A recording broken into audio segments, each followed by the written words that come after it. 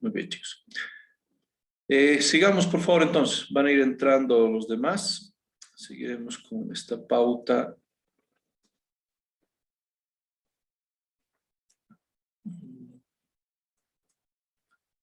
¿Dónde estamos?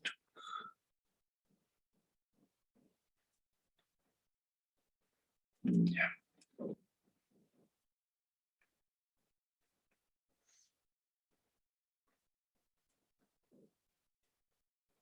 Muy bien. Entonces, chicos, estábamos hablando de los dos aspectos. A ver.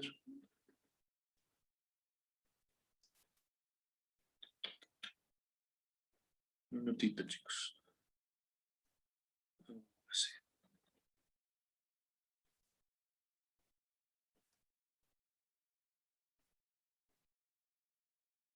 Ya. Muy bien. Ya, creo que ya estamos. Todos.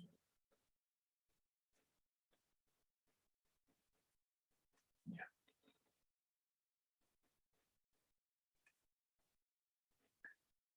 Tito.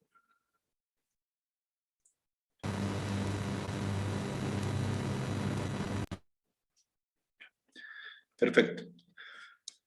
Sigamos. Entonces, chicos, estábamos hablando de esta perspectiva que tiene que ver con estos tres ejes que mencionábamos para con el trabajo de orientación vocacional y profesional.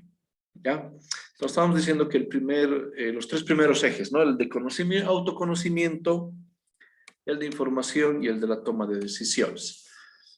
Este primer eje de autoconocimiento, como ven, es el que realizas mayor trabajo con un psicólogo. O sea, ustedes se preguntarán también por qué era tan necesario tal vez que un psicólogo eh, coordine esta parte, esté inmerso en este sentido. ¿Cuál era el trabajo que se debería desarrollar o realizar? Deme un segundito.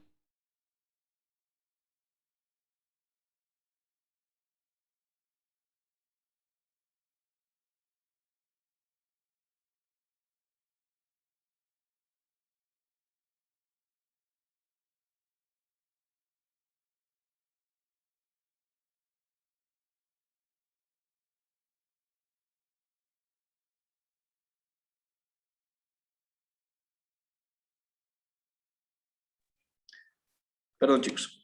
Entonces, todo este proceso que tiene que ver con el trabajo en realidad de un psicólogo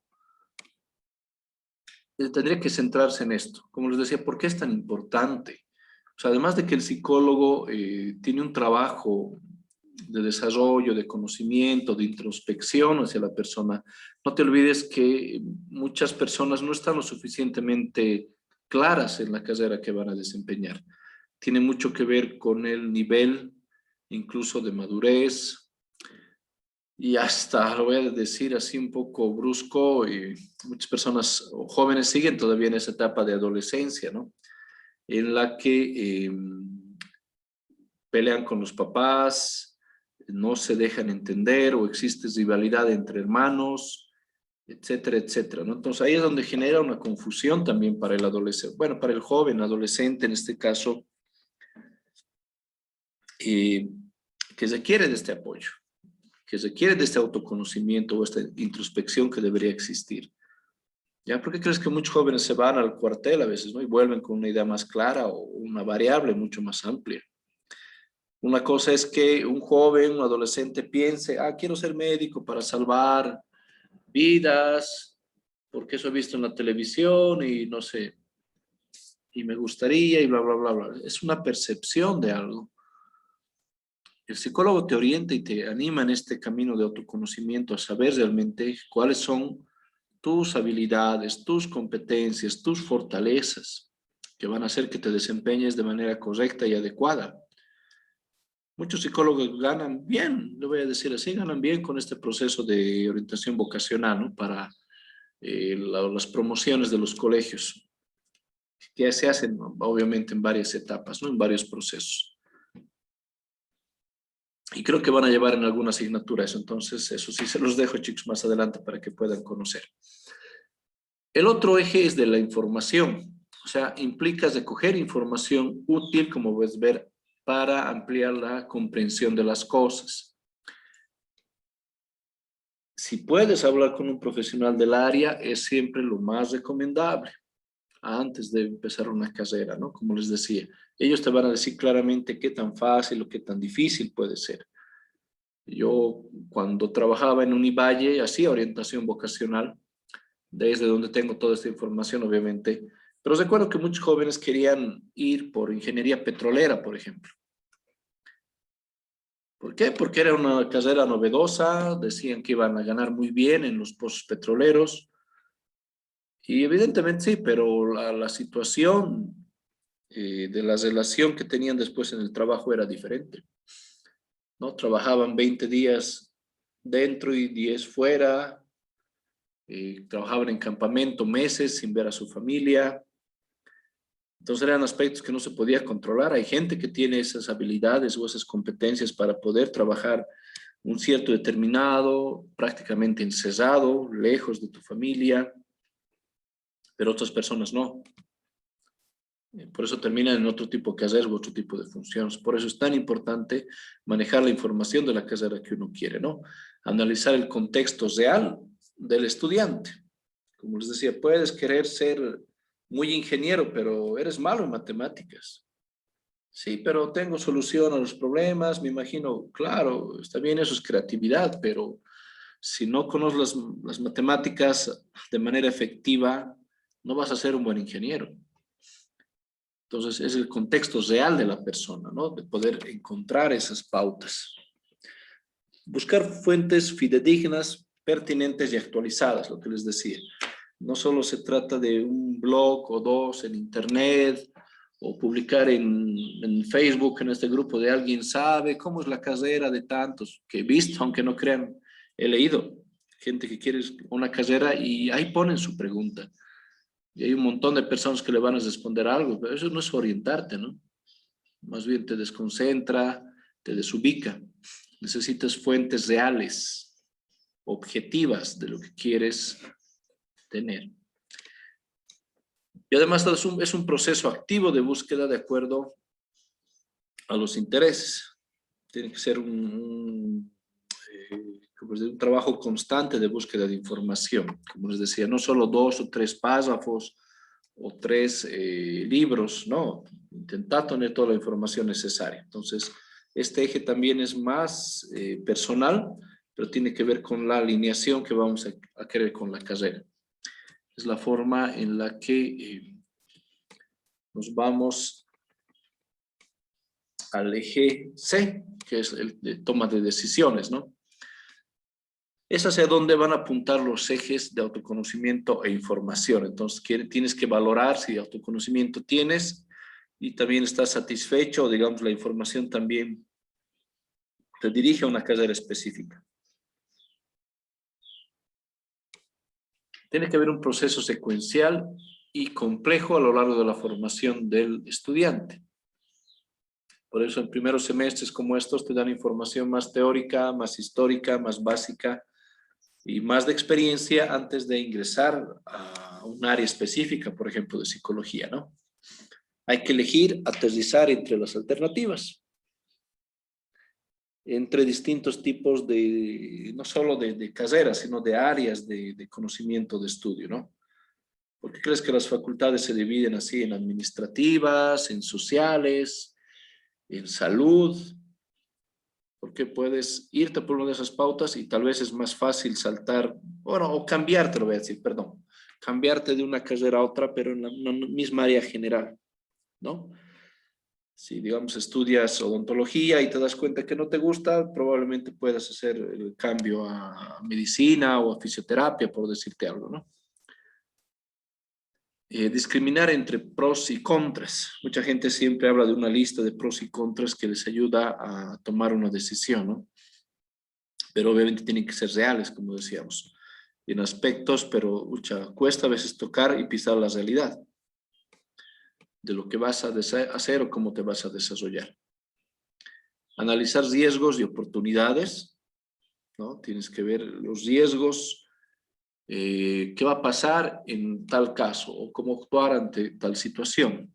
Y oportunidades lo mismo, ¿no?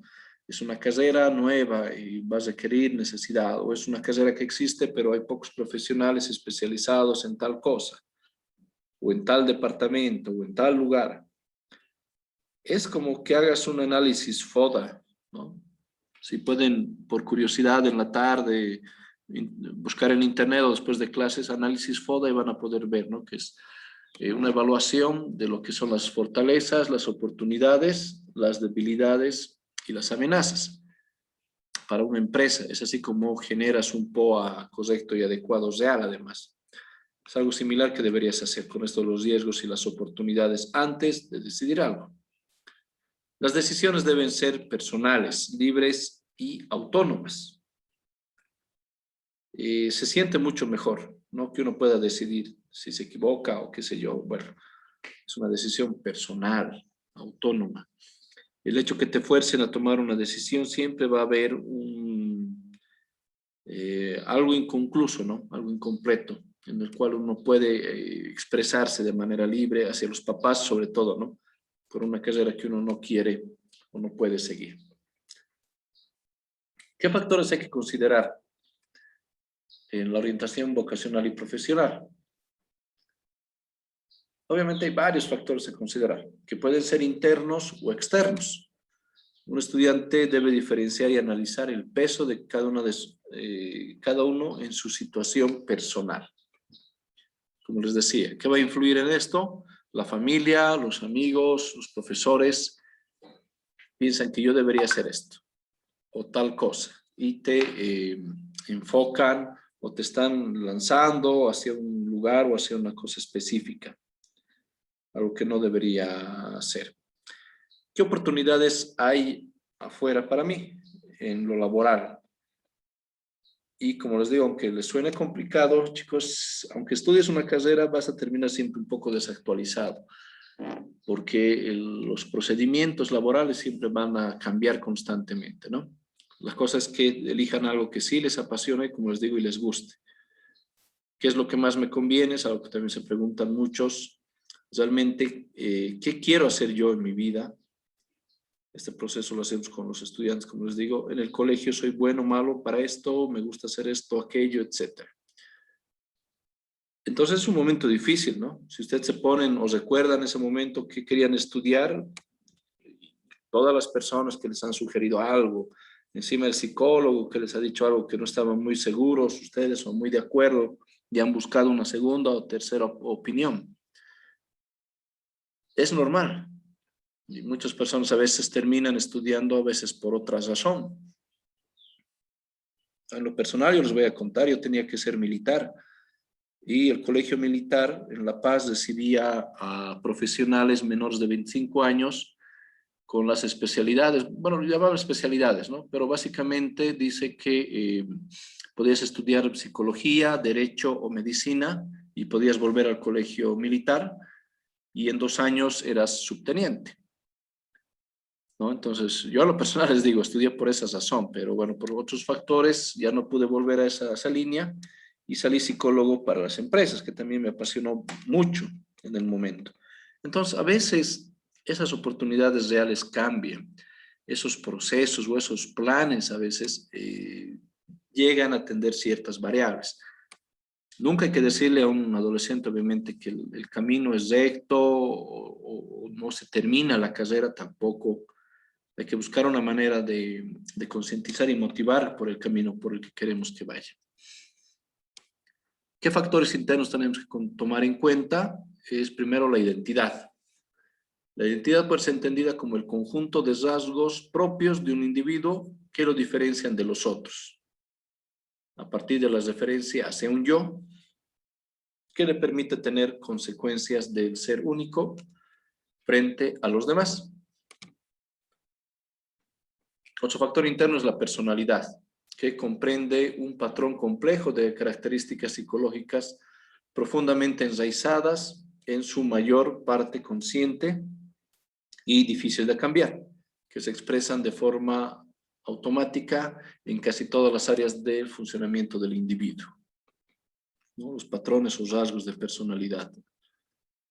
Las habilidades, que tienen que ver con la disposición y facilidad que tiene un individuo para la ejecución de determinada actividad o tarea, a partir de un proceso de aprendizaje o de la experiencia, ¿no? Esto es lo que suma a las competencias que hemos dicho. Los intereses, el interés es la inclinación y la atención que mantiene una persona hacia un determinado objeto al cual se le atribuye valor e importancia, ¿no? Aquello que me llama la atención o aquello que me va a apasionar para esta carrera en específico. Valores tiene que ver con los valores pueden ser considerados como referentes o pautas, en este caso, o conceptos abstractos que orientan la vida de cada individuo, su forma de pensar y su comportamiento. Entonces, valores familiares, como les decía, tienen que ver también no solo con lo laboral, con la carrera con la empresa con la que vas a trabajar, sino también por cómo te vas a desempeñar en tus funciones a futuro. Siempre he escuchado a gente y he visto gente muy buena, aunque no crean. Cuando hablamos de valores, a veces señalamos a los abogados, ¿no? Como los carentes justamente de valores, que trabajan con la desgracia ajena, que con los problemas, que defienden ladrones. Hay varios puntos que nosotros podemos aludir, pero eso es desde nuestra perspectiva, como psicólogos, como personas, individuos, pero los valores que deben tener un abogado también son diferentes, ¿no? Y hay que respetar los mismos. Las experiencias significativas. Una experiencia significativa es una circunstancia o vivencia por la que atraviesa una persona, cuya relevancia va a implicar y marca su modo de ver la vida, ¿no? Estas experiencias van a hacer también que nosotros tengamos una percepción X o Y de una situación o de una persona, y en este caso de una carrera o de cómo yo me voy a desempeñar en una función laboral, netamente a futuro. Esos son los factores internos entonces que estamos hablando, por favor. La identidad, la personalidad, las habilidades, los intereses, los valores y las experiencias significativas. Con estos aspectos internos, un psicólogo puede trabajar para hacer unas recomendaciones, obviamente, para un área o un punto de carrera en específico. Cuando hablamos de factores externos, aquí ya radica básicamente, por ejemplo, en la familia. Es lo primero, que la familia comprende la agrupación social de personas que comparten vínculos de parentesco y o afinidad con los adolescentes, puede ser madre, padre, hermanos y demás parientes o personas cercanas. La familia. Otras relaciones sociales, ¿no? Existen personas, pares, parejas, docentes, amistades, entre otros, que forman parte del círculo cercano o cotidiano de la o el estudiante y que puede ejercer una influencia determinante sobre él o ella. A veces hacemos más caso a los amigos que al papá, a la mamá o al mismo psicólogo, ¿no? A veces por la manera en que la amistad se fortalece o con las ideas a futuro que pueden tener a veces con la amistad, en muchos casos así, o con las parejas, ¿no? Entonces son relaciones sociales externas que no deberían afianzar mucho la toma de decisión, que lamentablemente lo hacen, pero no son conscientes de ese momento, ¿no? Otros factores serían la oferta educativa y el ámbito laboral, ¿no? En el medio, ya sea local o nacional, existirá una determinada oferta de formación educativa, ya sea técnica y universitaria, en diferentes disciplinas y ocupaciones, ¿no? La misma que forma parte de todo un contexto laboral. Entonces, evidentemente hay psicólogos para áreas diferentes y todas estas áreas también hay otros subestudios, lo vamos a decir, ¿no? Bueno, las ramas técnicas, ¿no? Técnico medio y técnico superior. Hay en pedagogía, creo, hay en parvulario, que le llaman, que es parte, por ejemplo, de un proceso amplio de educación, un psicólogo educativo, por decirte algo. Entonces, y tiene que ir casado obviamente mucho con el ámbito laboral. Extrañamente, en países más desarrollados existe una amplitud mucho más amplia, ¿no? de técnicos medios o superiores, y no tanto así de profesionales con un grado universitario. Creo que aquí en Bolivia nomás manejamos una amplitud de esto de profesionales universitarios que son pocos reconocidos, ¿no? O sea, tienen que comprender aquello. A veces un mecánico o un eléctrico en automóviles gana mucho mejor que un profesional. Mucho mejor. Entonces, es un contexto que además que tienes que ver, obviamente, el ámbito laboral, tiene que ver con esos aspectos personales que hemos hablado hace un momento, ¿no? El contexto sociocultural, que toma en consideración las costumbres, idiosincrasias, normas y patrones que operan el ambiente social y cultural en el que se desarrolla una persona y que rodean su experiencia en el mundo. Con las funciones laborales que van a hacer, también van a aportar, obviamente, a este contexto sociocultural, ¿no?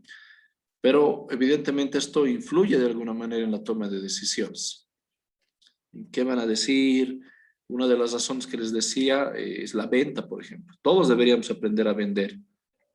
Los profesionales en todas las áreas tienen que saber vender, vender su profesión, su área, su trabajo, ¿no?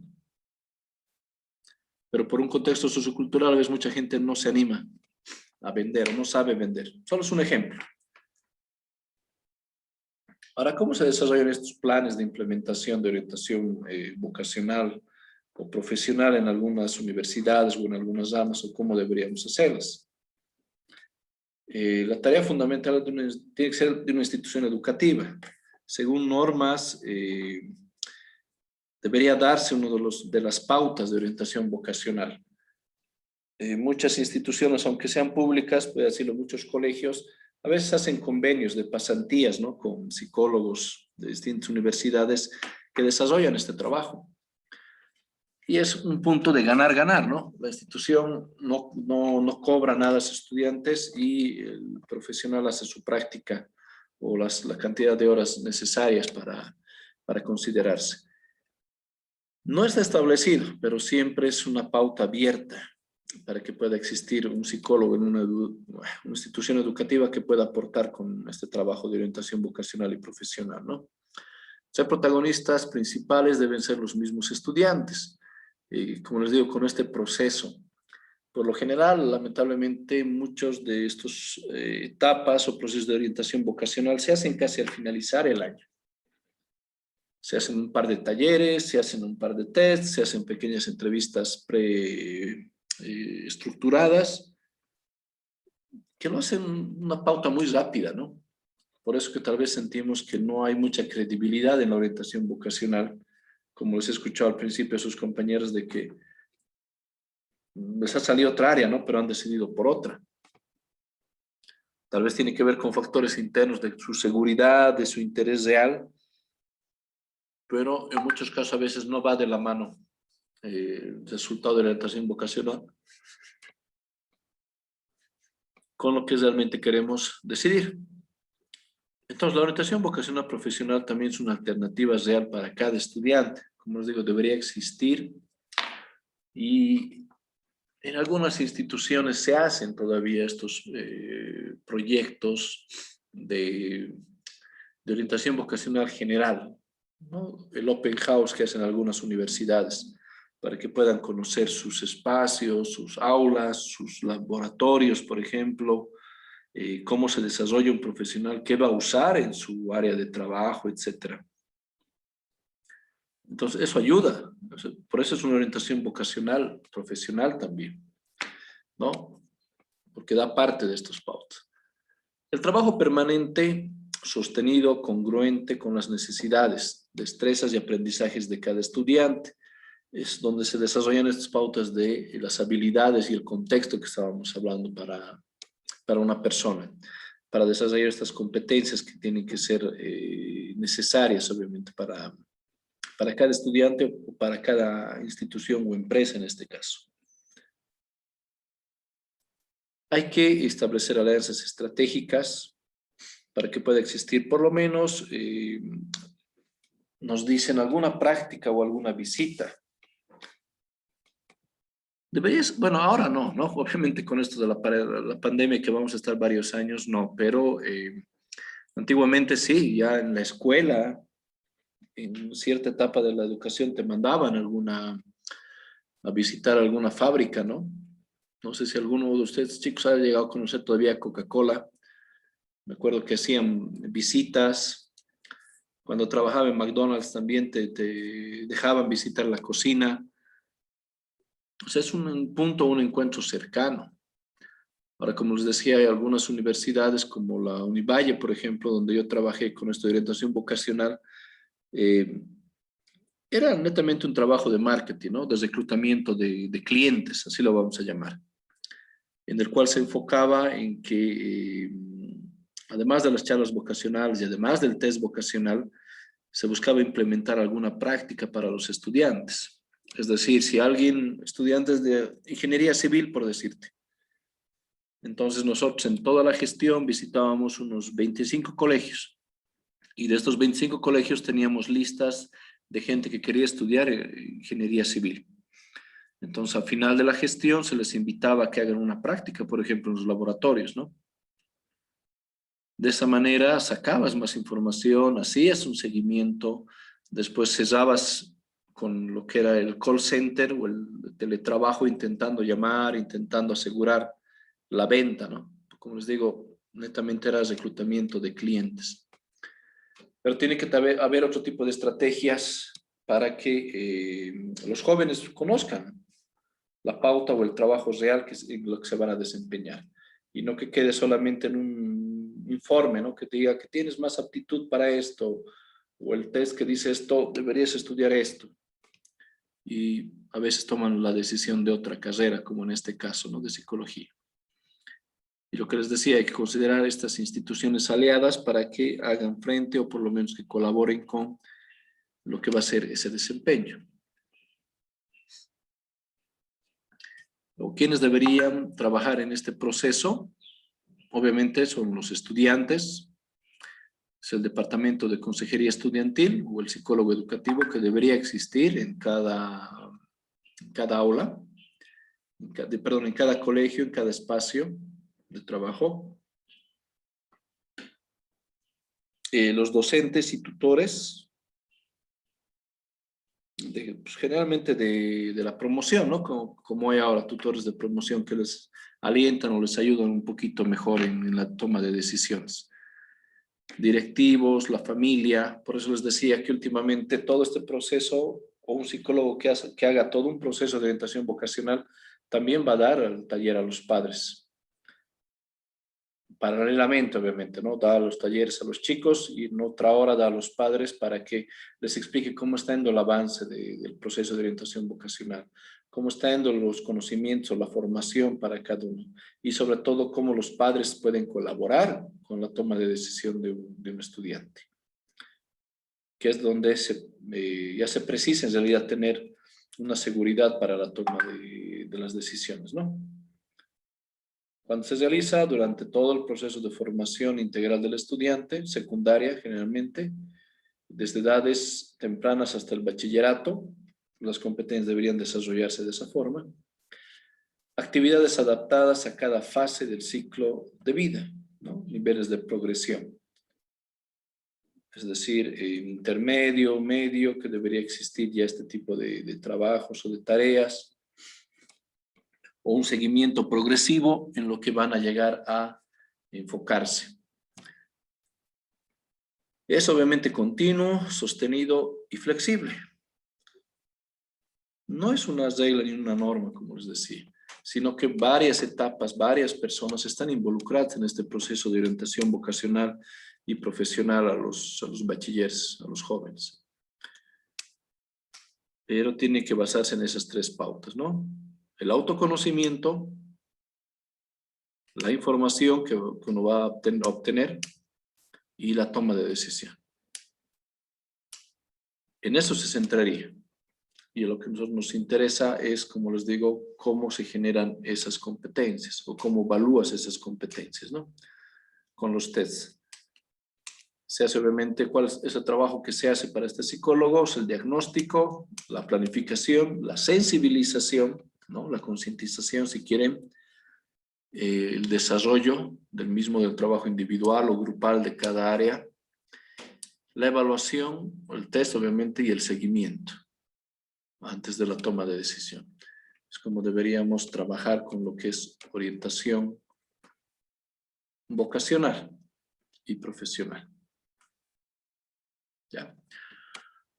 Como han podido ver, chicos, es simplemente una pauta de que cómo se llevaba o cómo se lleva en realidad esto de la orientación vocacional. Centrémonos en lo que a nosotros nos interesa. Como han podido ver, esta etapa de orientación vocacional también es muy importante porque vas a tener la pauta antes de estudiar una carrera, una profesión que te va a dar un montón de competencias, o un número de competencias técnicas sobre todo. En psicología laboral o en psicología organizacional nosotros lo dividimos obviamente lo que son las competencias blandas y las competencias duras. Las competencias duras tienen que ver con los técnicos. Conocimiento de Excel, conocimiento de inglés, manejo de programas como SAP o Salar, que son programas completos, lo voy a decir, integrales, ¿no? Que manejas en la computadora y generas. En tu caso, si vas a ser psicólogo, ¿qué test dominas? ¿Qué proyectivos? ¿Qué test autorreflexivos? ¿Cómo manejas un taller? Etcétera. Esos son conocimientos técnicos y las competencias duras que estamos hablando.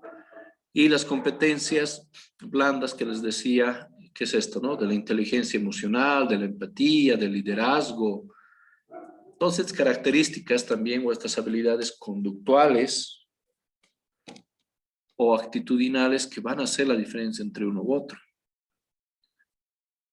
Por eso actualmente hablamos de profesionales que no tengan mucho que ver con el nivel de IQ que se debería desarrollar, sino con la evaluación de la inteligencia emocional o la evaluación emocional que Goleman que menciona en sus libros, que tiene que estar mucho más enfocado.